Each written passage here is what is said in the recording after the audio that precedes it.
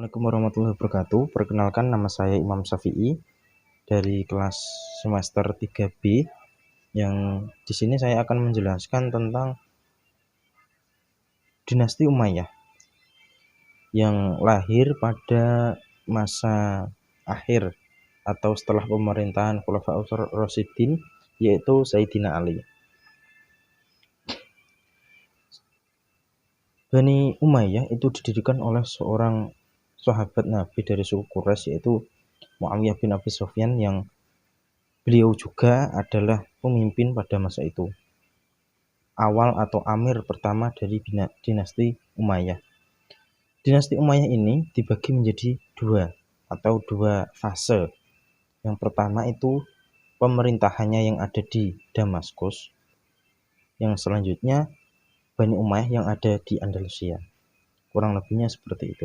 Khulafaur Rasyidin yang akhir adalah Sayyidina Ali, selanjutnya dilanjutkan oleh Bani Umayyah. Bani Umayyah ini mempunyai beberapa amir atau pemimpin. Yang pertama adalah Muawiyah bin Abi Sufyan, yang pada saat itu menjabat pada tahun 41 Hijriyah atau 661 Masehi, di mana awal pemerintahnya ini cukup bagus karena memperluas kekuasaan yang sangat luas. Yang pada puncak pemerintahannya atau puncak kejayaan pada dinasti Umayyah yaitu Umar bin Abdul Aziz pada tahun 99 sampai 10 Hijriah atau 717 sampai 719 Masehi, dan kemundurannya pada Amir Marwan kedua bin Muhammad, yaitu pada masa 132 Hijriah atau 750 Masehi. Sistem politik kenegaraan Bani Umayyah itu sangat sudah tertata daripada masa Khulafaur Rasyidin, di mana kemajuan peradaban pada Bani Umayyah ini terlihat dari banyaknya perluasan wilayah dan banyak bidang-bidang pemerintahan atau administrasi, di mana Bani Umayyah ini mempunyai banyak bagian-bagian atau diwan di sini dikatakan, di mana pada masa Khulafaur Rasyidin lebih ditunjukkan atau demokratis kesenioran, dan pada Bani Umayyah ini lebih ke keturunan atau nasab. Konsep pemikiran Islam pada masa Bani Umayyah antara lain: 1. Perkembangan pemikiran perekonomian.